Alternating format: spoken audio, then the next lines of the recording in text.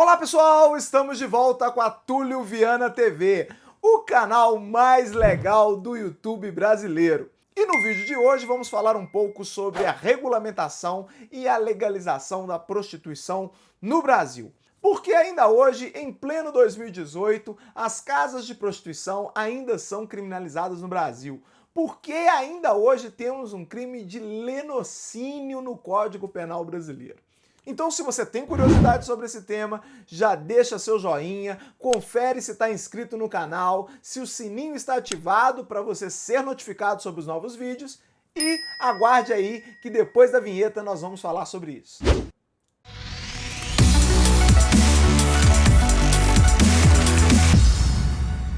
A prostituição no Brasil, propriamente dita, não é crime.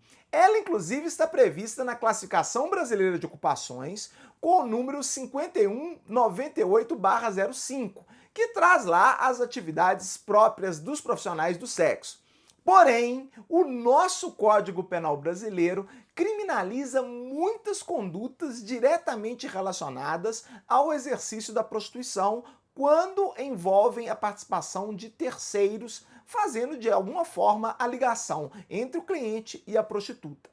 Esses crimes estão previstos entre os artigos 227 e 231-A do Código Penal brasileiro. Alguns desses crimes se justificam plenamente, como, por exemplo, o tráfico de pessoas para fins de exploração sexual. E aqui eu já adianto para vocês que nesse vídeo eu não vou tratar das hipóteses gravíssimas, inclusive, em que as mulheres são submetidas à exploração sexual mediante violência, mediante constrangimento, mediante grave ameaça. Porque essas hipóteses não são de prostituição. Essas hipóteses são de exploração sexual. Aliás, vê-se muito por aí falando de prostituição infantil, o que é um grave erro. Crianças não podem se prostituir, elas não têm ainda autonomia da vontade. O que há quando se trata de crianças é exploração sexual infantil, nunca prostituição. Porque prostituição parte do pressuposto de que nós temos uma pessoa adulta e capaz que resolve prestar por livre e espontânea vontade serviços sexuais em troca de algum dinheiro ou outra contraprestação. Então, nesse vídeo, nós não estamos tratando das hipóteses de mulheres que estão sendo constrangidas a manter relações sexuais por dinheiro e muito menos de crianças. Nós vamos tratar exclusivamente das hipóteses que uma mulher adulta e capaz, ou um homem adulto e capaz, resolveu praticar sexo em troca de uma prestação pecuniária ou de qualquer outro benefício. E é nesse contexto que eu digo que é um anacronismo muito grande o Código Penal brasileiro, ainda hoje, em pleno 2018, punir a conduta daquele que favorece a prostituição, fazendo de alguma forma a ponte entre a profissional do sexo e o cliente e, evidentemente, sendo remunerado por isso. Os crimes que nos interessam mais diretamente aqui são aqueles previstos nos artigos 229 e 230 do Código Penal. O artigo 229 prevê o crime de manter casas de prostituição. Diz ele, manter por conta própria ou de terceiro estabelecimento em que ocorra exploração sexual, haja ou não intuito de lucro ou mediação direta do proprietário ou gerente. A pena é de reclusão de 2 a 5 anos e multa. Vejam que, apesar do tipo penal se referir expressamente a hipóteses de exploração sexual, ainda hoje muita gente busca interpretar esse dispositivo como se a simples prostituição caracterizasse uma exploração sexual. O que não é verdade, pelo simples fato de que mulheres adultas maiores e capazes podem dispor do seu próprio corpo da forma que elas julgarem melhor, inclusive se prostituindo. Por outro lado, o artigo 230 do Código Penal prevê a hipótese do rufianismo, que seria a seguinte situação: tirar proveito da prostituição alheia, participando diretamente de seus lucros ou fazendo-se sustentar no todo ou em parte por quem a exerça. A pena de reclusão de 1 a 4 anos e multa. Nessa hipótese, você não tem propriamente um estabelecimento destinado à prostituição, mas é aquela hipótese do rufião que fica ali na rua prestando uma certa segurança, prestando um certo auxílio à profissional do sexo para que ela tenha um mínimo aí de segurança para exercer a profissão dela, sem sofrer nenhum tipo de violência, sem tomar calote dos clientes. Então essa figura do rufião, na verdade, é quase como de um segurança da prostituta para fazer com que ela consiga efetivamente receber o seu dinheiro e, evidentemente, não sofra violências aí físicas ou mesmo sexuais por parte dos clientes. O código ainda traz alguns outros crimes que tratam da prostituição, mas esses dois aí são os principais em termos de aplicações práticas, porque é com base neles que ainda hoje se condena muitas das pessoas envolvidas com a prostituição, ainda que não diretamente as prostitutas. Mas se ele não criminaliza as prostitutas em si, qual seria o problema então de se manter uma legislação como essa?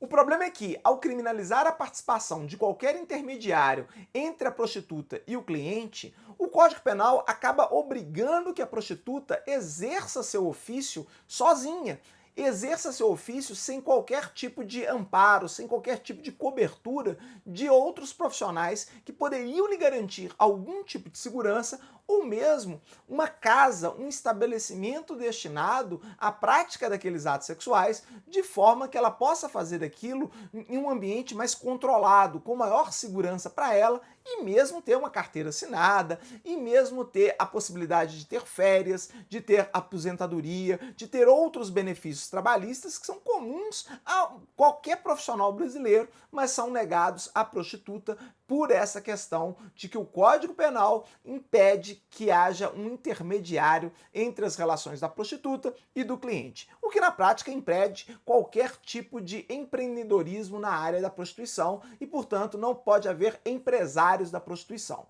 Consequência disso, não pode haver prostitutas com carteira de trabalho, com férias, com aposentadoria e com direitos trabalhistas. Então, o que aparenta ser, num primeiro momento, uma espécie de proteção à mulher para evitar com que ela se prostitua, acaba na prática sendo muito perverso, porque impede justamente que essas mulheres que optam pela prostituição possam ter um mínimo de dignidade que uma carteira de trabalho pode proporcionar.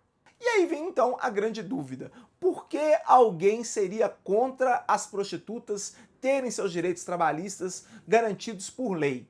Por que alguém ia criar uma lei para manter essas prostitutas numa situação marginalizada socialmente, sem pagar impostos, sem usufruir dos seus direitos trabalhistas? A explicação pura e simples é questões morais. Tanto pessoas de direita quanto pessoas de esquerda insistem na ideia de que a prostituição é imoral e, portanto, ela deve ser mantida como crime mesmo em 2018, mesmo no século XXI.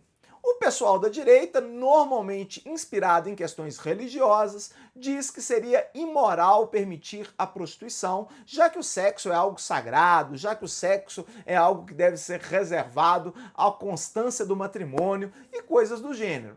E por conta disso, a prostituição seria algo imoral na sua essência e, portanto, deveria ser proibida de qualquer sociedade que prezasse os valores da família, da moral e de Deus. Por outro lado, na esquerda, nós vemos as feministas marxistas sendo contra a prostituição, porque, segundo elas, isso seria uma objetificação do corpo feminino e, portanto, uma exploração pelo grande capital do corpo das mulheres, o que seria absolutamente reprovável e o direito não poderia permitir ou tolerar isso. Vejam que tanto na direita religiosa quanto na esquerda marxista, nós temos argumentos de ordem exclusivamente moral para querer proibir a prostituição. A prostituição não é proibida por lesar um bem jurídico alheio, por lesar um interesse jurídico de uma terceira pessoa. Não, ela é proibida porque lesa uma visão moral de mundo. Na direita, as pessoas que consideram o sexo algo sagrado que só pode ser exercido na constância do matrimônio. Enquanto que na esquerda acredita-se que há uma objetificação do corpo feminino e que o capitalismo é um mal em si e, portanto, ele não pode comercializar este corpo feminino.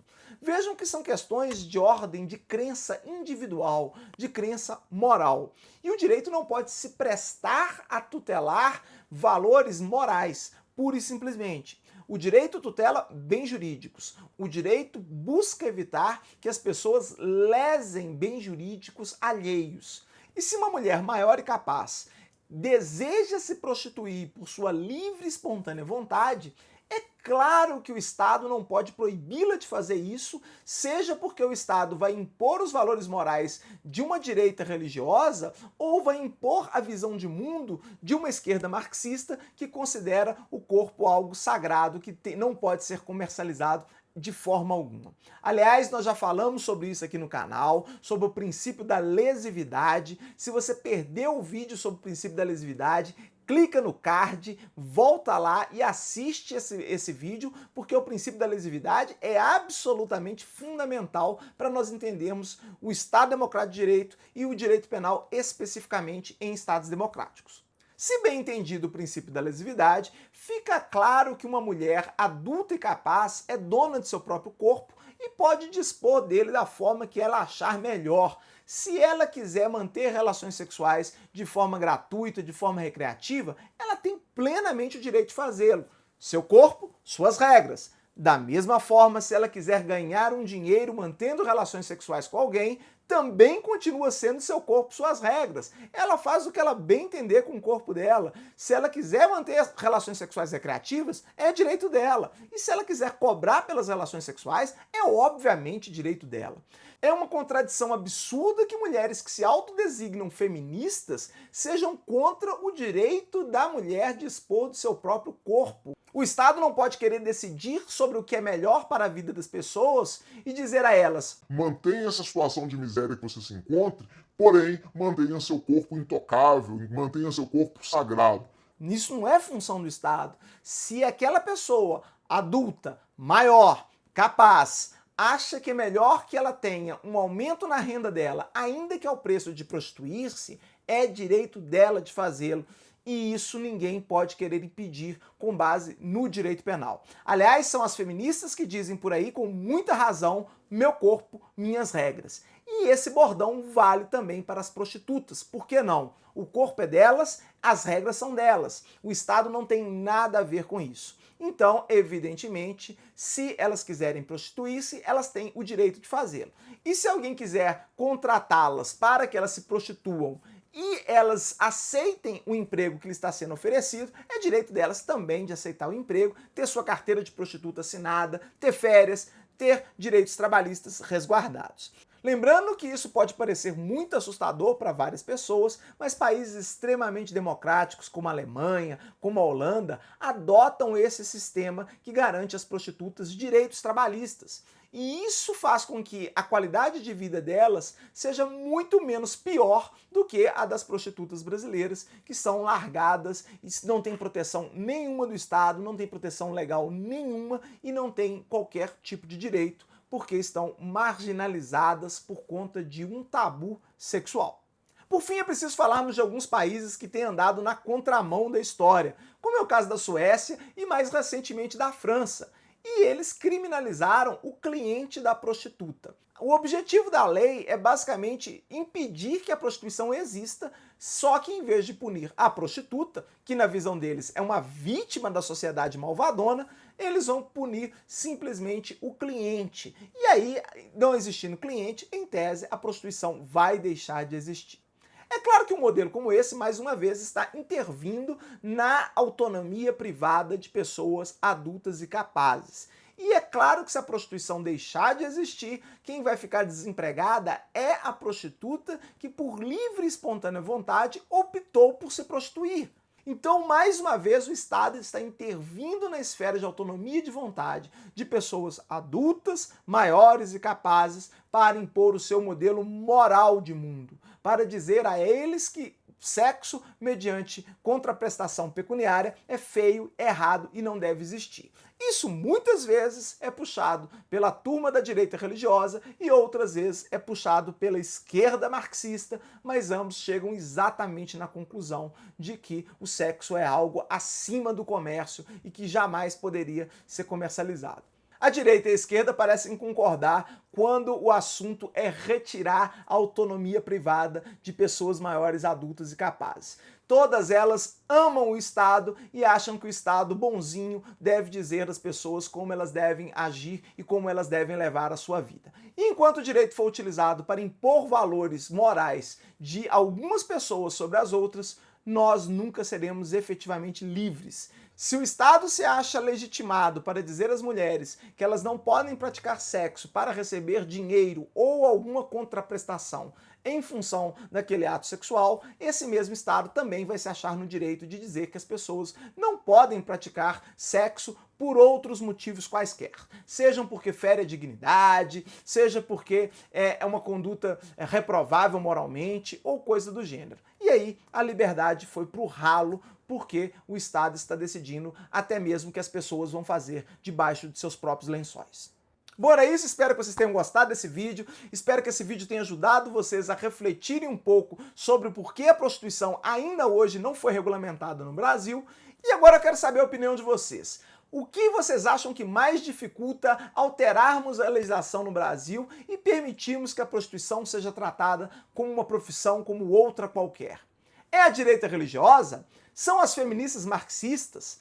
Quem que está atrapalhando a vida das prostitutas e negando a elas os direitos trabalhistas? Deixa aqui na caixa de comentários, porque esse é um debate importantíssimo, já que envolve as liberdades individuais na sua forma mais pura. E se gostaram desse vídeo, já sabem, compartilha com seu amigo, posta lá no grupo de WhatsApp da sua família. Tem sempre um tio reaça lá, um tio religioso que está empatando os direitos trabalhistas das prostitutas. Posta lá na lista de e-mails da sua turma na faculdade. Tem sempre uma feminista marxista que também está impedindo as prostitutas de ter o direito ao seu próprio corpo. E vamos iniciar uma discussão sobre esse tema, porque realmente é importantíssimo para a gente pensar nas liberdades e garantias fundamentais de todos nós. Era isso, espero revê-los no próximo vídeo. Um grande abraço e até a próxima. Posta lá na lista de WhatsApp da sua família para deixar aquele seu tio religioso de direita irado. Posta lá no grupo da sua faculdade para deixar as feministas marxistas iradas. O importante é divulgar o vídeo e ajudar na...